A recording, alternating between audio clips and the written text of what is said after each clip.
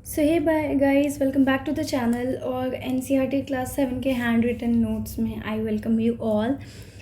Thank you so much for watching and thinking worth to watch and start the video.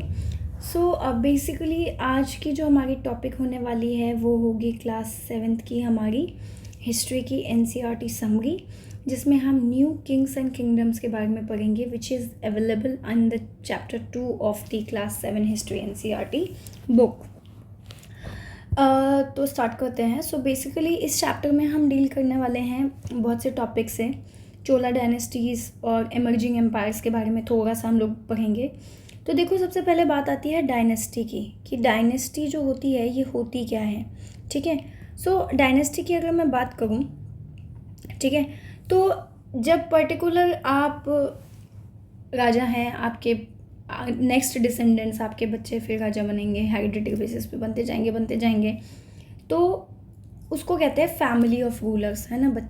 राजा के बच्चे and ऐसे करते करते करते करते आने लगे, तो उसको हम क्या बोलते हैं, फैमिली ऑफ रूलर्स, जो एक कंट्री में रूल करते हैं बहुत ही लंबे अरसे तक, लॉन्ग पीरियड ऑफ टाइम तक। तो हम उसको क्या बोलते हैं, डायनेस्टी बोलते हैं। चंद्रगुप्त मौर्य हो गया, मौर्यन डायनेस्टी पढ़ते हैं, है ना, मगध एम्पायर पढ़ते हैं ना। नेक्स्ट कीवर्ड है हमारा किंगडम। क्या होता है, कोई भी कंट्री जो कि मोनार्क के द्वारा रूल होता है। मोनार्क कौन होता है, राजा या रानी, कोई भी हो सकता है, तो उसको कहा जाता है किंगडम। यानी कि जिस भी कंट्री में एक मोनार्क, एक राजा या एक रानी राज करेगा, उसको हम क्या बोलेंगे, किंगडम बोलेंगे। एम्पायर की बात करते हैं। एम्पायर किंगडम का लार्ज वर्जन होता है। अगर किंगडम बहुत बड़ा है तो हम बोलते हैं कि यार ये पूरा का पूरा मौर्यन एम्पायर बोल गए। मौर्य डायनेस्टी जब आप पढ़ोगे, पहले मौर्य डायनेस्टी, फिर मौर्य के एक्सटेंड पढ़ोगे कि कहाँ कहाँ एक्सटेंड हुआ था, तो आप उसको क्या कह सकते हो, लार्ज किंगडम, जिसका सिनोनियम हो गया एम्पायर। ठीक है, ये किंगडम से बड़े होते हैं, इसमें काफ़ी सारे रीजन्स और नेशंस भी आता है। एमर्जेंस ऑफ न्यू डायनेस्टीज़ की बात करते हैं। काफ़ी इन्फ्लुएंशियल पीपल जो थे, उन्होंने अपनी अथॉरिटी को क्लेम किया था और राजा बन गए थे। ये मैंने बताया भी था शायद कि जैसे कि छोटे छोटे किंगडम्स थे, वो अपने आप को, अपनी अथॉरिटी वो दिखाने लगे। ठीक है, वो अलग हो गए, कट गए, और उन्होंने अपनी इंडिपेंडेंस दिखाई और ये राजा बन गए। ठीक है, नाउ समांतास कौन थे, ये बड़े बड़े जो लैंडलॉर्ड थे या वॉरियर चीफ थे, उसको समांतास बोला गया। ये जो राजा, अभी जैसे मान लो कोई राज कर रहा है, मैं एक एग्जिस्टिंग राजा हूँ और ये मेरा किंगडम है जिस पे मैं राज कर रही हूँ, तो मेरे अंडर जो सबऑर्डिनेट्स छोटे छोटे किंगडम्स होंगे, ठीक है, तो या जो मेरे सबऑर्डिनेट्स होंगे, ठीक है, मेरे राज्य में जो मेरे सबऑर्डिनेट होंगे, ये बड़े बड़े ज़मींदार हो सकते हैं या वॉरियर चीफ हो सकते हैं।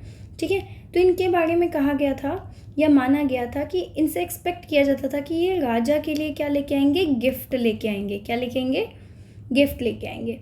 तो ये जो राजा के लिए गिफ्ट लाएंगे, तो इसके अलावा क्या माना गया था कि ये मिलिट्री सपोर्ट देंगे राजा को, और राजा के कोर्ट में भी आएंगे। ठीक है, और ये धीरे धीरे यही लोग जो है, इनको पावर मिला, वेल्थ मिला, पैसा आया बहुत सारा। ठीक है, और इन्होंने खुद को महासमानता बोल दिया, और जो महासमानता से भी ऊपर थे उसको महामंडलेश्वर बोला गया। ठीक है, नाउ बात करते हैं न्यू किंग एंड डायनेस्टीज़ की।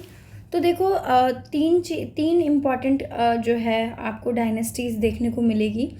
पहला दांतीदुंका, जो कि राष्ट्रकूटा डायनेस्टी डेक्कन में जो था। ठीक है, तो डेक्कन में कौन सा इमर्ज हुआ, राष्ट्रकूटा, और इसके जो फाउंडर थे वो थे दांतीदुर्गा। ठीक है, उसके बाद कदंबा जो है ये मौर्य शर्मन कर्नाटका में पाया गया। गुर्जरा प्रतिहारा हरिश्चंद्र राजस्थान, ये फाउंडर माने जाते हैं। प्रतिहारा के वन ऑफ द फेमस जो राजा थे वो हमारे पृथ्वीराज चौहान थे। ठीक है, तो दांतीदुर्गा जो था वो भी एक समानता था चालुक्य डायनेस्टी का। ठीक है, इसने चालुक्य के ओवरलॉर्ड को ओवरथ्रो कर दिया और अपनी खुद की सेपरेट जो है किंगडम बना ली। इन्होंने एक रिचुअल परफॉर्म किया जिसका नाम था हिरण्यगर्भा। ठीक है, यानी द गोल्डन वर्म, ताकि वो क्षत्रिय बन जाए। तो क्षत्रिय बनने के लिए कौन सा रिचुअल परफॉर्म किया था, हिरण्यगर्भ। ठीक है, बात करते हैं कदंबा और गुर्जरा प्रतिहारा के, तो दोनों के दोनों ब्राह्मण्स थे।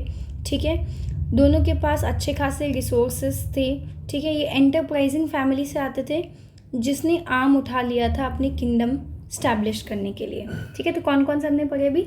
हमने पढ़ा राष्ट्रकूटा, हमने पढ़ा कर्नाटका और राजस्थान में पाई जाने वाली 2 डायनेस्टी जो कि ब्राह्मण्स थे, दैट वाज कदंबा एंड गुर्जरा प्रतिहारा, ठीक है। उसके बाद आते हैं दाती दुर्गा के बारे में थोड़ी सी बात करते हैं। ये राष्ट्रकूटा डायनेस्टी के रूलर थे। मौर्य शर्मन का मतलब जो थे वो कदंबा डायनेस्टी के रूलर थे। हरिचंद्रा गुर्जरा प्रतिहारा डायनेस्टी के रूलर थे। You can simply call them founders of these dynasties as well, ठीक है। लोकेशंस देख लो अगर मैप में, इस जोन में चाहमाना पाया गया, ठीक है। ये गुर्जरा प्रतिहारा की लोकेशन थी, ठीक है, समवेयर नियर राजस्थान। ये Rashtrakutas as you know already, Kadamba और पालास भी बाद में इमर्ज हुआ था, ठीक है। एडमिनिस्ट्रेशन इन द किंगडम की बात करते हैं। किंग जो है अपने आप को बड़े बड़े टाइटल्स दिया करते थे, जैसे महाराज अधिराज, त्रिभुवन चक्रवर्तिन, ठीक है, चक्रवर्ती सम्राट। महाराज अधिराज ओवरलॉर्ड ऑफ किंग्स हो गए। त्रिभुवन चक्रवर्तिन यानी तीनों, त्रिभुवन से क्या समझ में आया? जो कि तीनों लोक, पाताल लोक, स्वर्ग लोक, नर्क लोक के जो भगवान होते हैं उनको त्रिभुवन बोलते हैं, ठीक है। चक्रवर्ती, चारों दिशाओं में जिसका एम्पायर फैला हो, तो ऐसे ऐसे टाइटल्स लिए गए थे। मैं त्रिभुवन चक्रवर्ती का मतलब आपको समझा रही थी। इतने बड़े बड़े महान हाई साउंडिंग टाइटल के बाद किंग जो है अपने पावर को शेयर करते थे समानतास के साथ, ठीक है। किसके साथ मिलके? पीजेंट्स, ब्राह्मणास एंड ट्रेडर्स के साथ मिलके। राजा जो है वो टैक्सेस लेते थे क्योंकि टैक्सेस रेवेन्यू कलेक्शन का बहुत इंपॉर्टेंट पार्ट था, ठीक है। अगर टैक्स कोई नहीं दे पा रहा है तो पार्ट ऑफ देयर प्रोड्यूस, जो भी उगाते हैं उसका प्रोड्यूस ले लेते थे प्रोड्यूसर्स से, ठीक है। और ये कौन कौन होते थे? पीजेंट्स होते थे, कैटल कीपर्स और आर्टिसंस होते थे, ठीक है। Why king collected taxes? अब सवाल आता है राजा टैक्स क्यों कलेक्ट करता था? क्या ज़रूरत आ गई टैक्स कलेक्ट करने की? तो देखो, वॉर स्टार्ट करने के लिए, अपनी इस्टेब्लिशमेंट को फाइनेंस करने के लिए, ठीक है, बड़े बड़े टॉम्ब, टेम्पल, मैसिव स्ट्रक्चर्स बनाने के लिए, जैसे फोर्ट हो गया, टेम्पल हो गया, पैलेसेस हो गया, प्लेसेस हो गया, इन सब को बनाने के लिए पैसा चाहिए। और पैसा कैसे आता है उनके पास? टैक्स कलेक्ट के थ्रू, ठीक है। प्रशस्तीज एंड लैंड ग्रांट्स की बात करते हैं। देखो, प्रशस्तीज जो थे वो संस्कृत पोएम्स थे जो ब्राह्मण्स ने लिखी थी राजा के तारीफ में, प्रेज ऑफ किंग में, ठीक है। ज़रूरी नहीं है कि ये सही हो जो भी इन्होंने लिखा था, it may be true, it may not be true, लेकिन it tells us the way, ये हमें बताता है कि कैसे रूलर्स जो है वो अपने आप को डिपिक्ट करना चाहते थे, दर्शाना चाहते थे। ग्रेट अचीवर, विक्टोरियस, फियरलेस, वेलिएंट, कैसा दिखाना चाहते थे। तो जैसे जैसा उन्होंने बोला वैसे वैसे पोएम्स कंपोज हुआ। कल्हाना के बारे में क्वेश्चन आ जाता है, ठीक है। सो कल्हाना जो है इन्होंने भी एक प्रशस्ति लिखी थी फॉर हिस्ट्री ऑफ किंग्स, जो कि कश्मीर में रूल करते थे। ये हमेशा क्रिटिकल होते थे रूलर्स के बारे में और उनके पॉलिसीज़ के बारे में, अनलाइक द प्रहस्तीज जो कि हमेशा जो है they use to preside them. Now land grants की बात करते हैं। राजा हमेशा ब्राह्मणास को लैंड ग्रांट करता था, ठीक है, और जो भी लैंड वो ग्रांट करता था उसके बारे में रिकॉर्ड भी तो करेगा। तो ये रिकॉर्ड करते कहाँ थे? कॉपर प्लेट्स पे करते थे, जो कि लोगों को दिया जाता था जिसके पास लैंड, जो लैंड के से मतलब मान लो मुझे लैंड दिया गया तो मुझे एक कॉपर प्लेट भी साथ दिया जाता था उसमें, ठीक है। वॉरफेयर फिर वेल्थ की बात करते हैं। हर एक रूलर डायनेस्टी जो होती है वो दूसरे एरिया को कंट्रोल करना चाहता था वेल्थ के लिए बाय मीन्स ऑफ वॉर। ऐसा नहीं है, सुप्रीमेसी एक्सेप्ट करना बहुत बड़ी बात होती है। आप ऐसे जाके बोल नहीं सकते अरे भाई मैं राजा हूँ मान लो, ऐसा नहीं होता। अगर मान लो आपको कोई एम्पायर चाहिए तो आपका एम्पायर स्ट्रांग होगा तभी आप अपनी किंगडम को वहाँ तक फैला सकते हो, है ना। तो अगर सामने वाला माना तो ठीक है, नहीं माना तो फिर लेट्स वेज वॉर, ठीक है। लेकिन तो ट्राईपार्टाइट स्ट्रगल उसके बारे में बात करेंगे। तो 3 मेजर डायनेस्टी थी, राष्ट्रकूटा, प्रतिहारा और पाला। ये सब के सब Kannauj was a great mining centre at that point of time. They were fighting for Kannauj and ये बहुत लंबे अरसे तक जो है इनके बीच फाइट चला था। And that fight, that struggle of supremacy in at Kannauj was known as tripartite struggle. Tri 3, partite 3 party का स्ट्रगल, ठीक है। पाला, राष्ट्रकूटा, गुर्जरा, प्रतिहारा, ये तीनों आपस में इन्वॉल्व थे कनौज की लड़ाई के लिए, ठीक है। ये कनौज को कंट्रोल करना चाहते थे बिकॉज कमर्शियली कनौज बहुत इम्पॉर्टेंट था और ये गंगा ट्रेड रूट के पास पड़ता था, ठीक है। सुल्तान महमूद ऑफ गजनी अफ़गानिस्तान आ जाता है। फिर उसके बाद ये 997 टू 1030 कॉमन एरा में रूल किया था इन्होंने। सेंट्रल एशिया, ईरान और north western part of the sub continent में ये वेल्दी टेम्पल्स को टारगेट करता था। Somnath was one of that temple जिसको कम से कम 17 बार लूटा गया था। इन्होंने एक स्कॉलर हायर किया था जिसका नाम था अल बरूनी, ताकि वो उस कॉन्टिनेंट के बारे में लिख सके। अल बरूनी ने किताब लिखी थी जिसका नाम था किताब अल हिंद, ठीक है। चौहान्स और चाहमानास की बात करते हैं। ये दिल्ली एंड अजमेर एरियाज़ पे जो है रूल करते थे।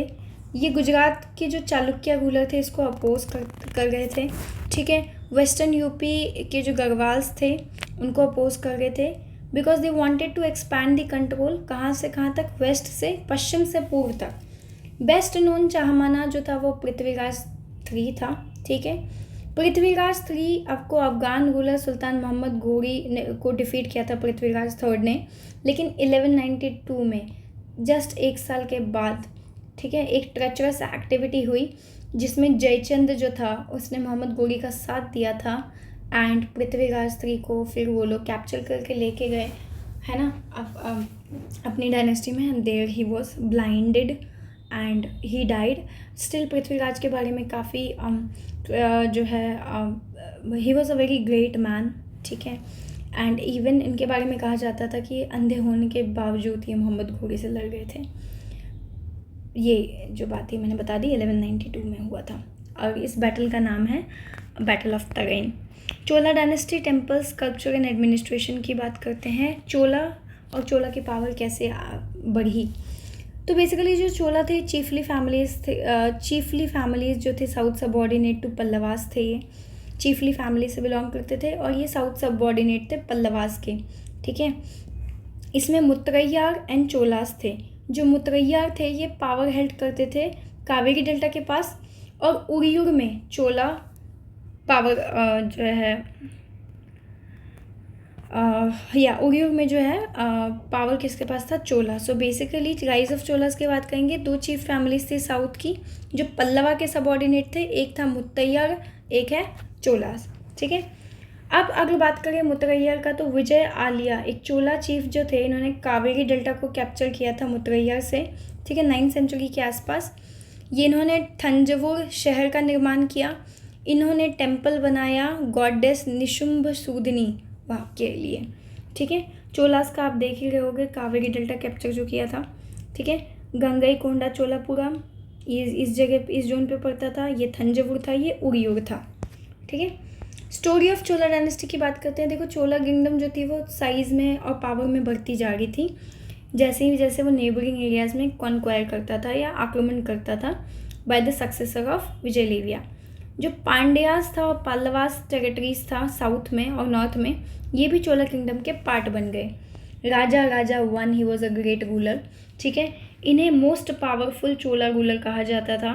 ये राजा बने थे अराउंड 985 में और इन्होंने अपना कंट्रोल जो है एक्सपैंड किया था मोस्ट ऑफ द एरियाज जो मैंने भी मेंशन किया था Thanjavur and all. He recognised an administration of the empire. इनके बेटे का नाम था राजेंद्र 1। इन्होंने राजा की पॉलिसीज़ को कंटिन्यू करा और गंगा वैली पे रेड किया, श्रीलंका पे रेड किया, साउथ ईस्ट एशिया पे रेड किया और इसके लिए उसने इस एक्सपेडिशंस के लिए उसने नेवी भी डेवलप किया। Splendid temples of Chola empire, महान तो थंजवुर देखने को मिलेगा ही।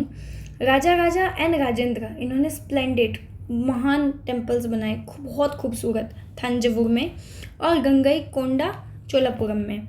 काफ़ी economic, social and cultural activities Chola temples के साथ एसोसिएटेड था। जैसे जो ये टेम्पल था ये न्यूक्लियर था सेटलमेंट का, बिल्कुल बीच में। सेंटर ऑफ क्राफ्ट प्रोडक्शन था जैसे कि ब्रॉन्ज इमेजेस। टेम्पल को काफ़ी सारे लैंड एंडोमेंट्स मिले रूलर से। जो प्रिस्ट थे यानी ब्राह्मण्स, जो पुजारी थे, गार्लैंड मेकर्स जो मालाएं बनाते, कुक, स्वीपर, म्यूजिशियन एक्सेट्रा, ये सब टेम्पल के आसपास काम करते थे। चोला टेम्पल, चोलास के टेम्पल में बृहदेश्वर टेम्पल जो कि थंजवुर में बहुत फेमस है। गंगई कोंडा चोलापुरम टेम्पल बहुत फेमस है। अब सवाल आता है, how did the Chola rulers improve agriculture, कैसे एग्रीकल्चर इम्प्रूव किया था।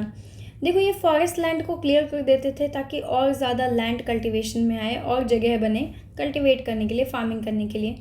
इरिगेशन वर्क्स डेवलप किया गया, है ना, कुएँ खोदे गए, वेल्स वर डग, कैनाल्स बनाए गए, टैंक्स कंस्ट्रक्ट किया गया ताकि रेन वाटर कलेक्ट कर सकें, है ना, एम्बैंकमेंट्स बनाया गया ताकि फ्लडिंग ना हो। कावेरी रिवर का जो वाटर था वो प्रोवाइड करता था पानी इरिगेशन के लिए, है ना, और ये सॉइल को फर्टाइल भी बनाता था। River Kaveri water for irrigation and fertile soil के लिए प्रोवाइड करता था। तो रिवर कावेरी का चोला डायनेस्टी के टाइम पे बहुत इंपॉर्टेंट रोल था। और सेटलमेंट ऑफ पीजेंट था। नाडू विलेजेस, बहुत सारे विलेजेस के जो ग्रुप थे जिसमें सेटलमेंट होती थी, पीजेंट जो रहते थे, उसको नाडू कहा गया। तो अब इसको क्लासीफाई कर दिया, देखो, नाडू, उर 1, उर 2, उर 3। वेल्लाला, जो अमीर पीजेंट्स थे उनकी कास्ट को वेल्लाला बोला गया। ब्रह्मदेया ज़मीन का नाम है, वो ज़मीन बेसिकली जो ब्राह्मण्स को राजा गिफ्ट में दे देते थे उसको ब्रह्मदेय लैंड बोलते थे। चोला एडमिनिस्ट्रेशन की हम बात करेंगे, ठीक है। सो सभा एंड नाडू और उर, अभी हमने क्या पढ़ा था, सभा के बारे में, नाडू के बारे में और उर के बारे में। ये काफ़ी सारे एडमिनिस्ट्रेटिव फंक्शंस परफॉर्म करते थे। जो अमीर पीजेंट्स थे वेल्लला का, ठीक है, वेल्लला कास्ट के, ये कंसिडरेबल कंट्रोल जो है एक्सरसाइज करते थे ओवर अफेयर्स ऑफ नाडू, जो भी नाडू के अफेयर्स थे उसमें कंट्रोल करते थे ये, अंडर द सुपरविज़न। अब ये अपने आप तो कंट्रोल करेंगे नहीं, तो सुपरविज़न किसका होता था, सेंट्रल चोला गवर्नमेंट का। एसोसिएशन ऑफ ट्रेडर्स, यानी ट्रेडर्स का जो समूह था उसको नगरम कहा गया। ओकेजनली यहाँ पे एडमिनिस्ट्रेशन फंक्शन जो है इन शहरों में परफॉर्म किया जाता था। सभा जो था वो ब्रह्मदेय को देखता था। सभा का खुद का एक कम्युनिटी होता था जो कि इरिगेशन वर्क देखता था, टेम्पल, चैरिटी वर्क देखता था। मेंबर्स ऑफ सभा कैसे इलेक्ट किए जाते थे, लक्की ड्रॉ मेथड से। एज, इनमें कुछ एलिजिबिलिटी है, this is the eligibility criteria. अब आप एलिजिबिलिटी क्राइटेरिया देखो ध्यान से क्या क्या है। आपकी एज 35 to 70 ईयर्स होनी चाहिए सभा का मेंबर बनने के लिए। खुद का घर होना चाहिए। वेदास का प्रख्यात होना चाहिए, वेदास में आपका ज्ञान बहुत अच्छा होना चाहिए। एडमिनिस्ट्रेटिव मैटर ऑनेस्ट होना चाहिए, एडमिनिस्ट्रेटिव मैटर संभालना आ सके। टर्मिनोलॉजी में कुछ टर्मिनोलॉजी देख लो। सुल्तान एक अरेबिक टर्म होता है जिसका मतलब होता है रूलर। चोला किंग जो है रिच लैंड ओनर्स को ऐसे टाइटल्स भी देते थे। मुवेंडवेलम मतलब वेलम, ठीक है, ये क्या था, पीजेंट सर्विंग 3 किंग। कोई भी पीजेंट जो 3 राजाओं को सर्व करता है उसको वेलम कहा गया था। अरैयर का मतलब चीफ होता है। ट्राइपार्टाइट स्ट्रगल मैंने अभी बता दिया, 3 पार्टीज़ का स्ट्रगल को ट्राइपार्टाइट कहा गया। क्या क्या था इन्वॉल्व आप कमेंट में बता देना। नगरम एसोसिएशन ऑफ ट्रेडर्स। सभा असेंबली ऑफ ब्राह्मण land owners. Gurjara Pratihara Rajasthan and Gujarat पे रूल करते थे। राष्ट्रकूटास वेस्टर्न डेक्कन पे रूल करते थे। पालास ईस्टर्न साइड में बंगाल में रूल करते थे। चोलास तमिलनाडु में। चालुक्य कर्नाटका में। और पल्लवास जो है वो कांचीपुरम के आसपास रूल करते थे। कांचीपुरम में रूल कह सकते हो। और ये कांचीपुरम है कहाँ, साउथ इंडिया में। So that's all for today guys. इस क्लास 7 चैप्टर 2 हमारा इस नोट्स के थ्रू ख़त्म हो चुका है and I hope you like the video. तो मुझे ये पर्टिकुलर चैप्टर पढ़ने में अराउंड 1 आवर 1.5 आवर लग गया था समझने में, बट मैंने इसको क्रिस्प किया है एंड आई गेस 19 मिनट में we have completed the entire topic of the chapter, whatever was relevant from the point of view of the examination. If you like my efforts, then hit the like button and don't forget to subscribe guys, because आपके subscribe से मुझे motivation मिलेगा to make more such meaningful videos for you. Thank you so much for watching.